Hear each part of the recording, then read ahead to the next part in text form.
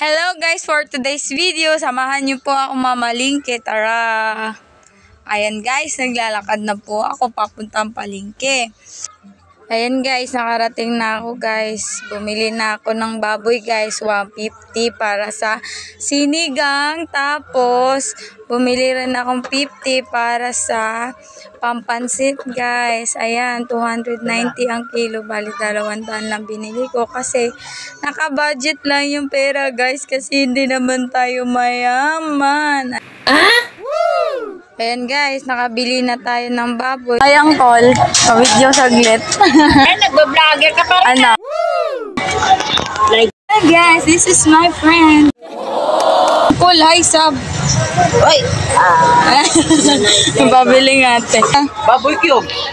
Ayan guys, bumili na po ako dyan kila Ate Bibi. Anak ko yan ni Nanay Gloria, yung tindahan po dati na binantayan ko na prutasan. Ayan, bumili ako ng talong, kangkong, kamatis, sibuyas, bitchin. Ayan. Sa sobrang mahal po ngayon ng bilihin guys, yung kamati 15 isa guys, ang liit-liit lang. Uy, for the go. What?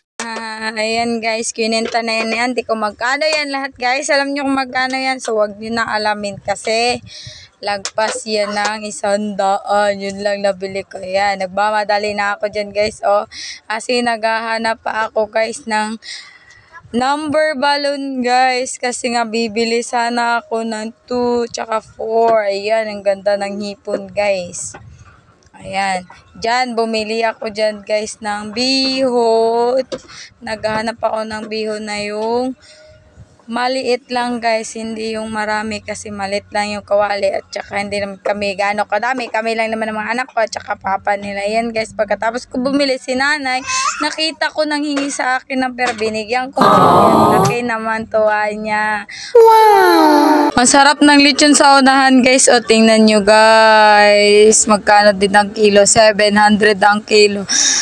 At ayan guys, si Nanay Gloria, yung trinabahoan ko dati, dinaanan ko kasi nga daw nagkasakit.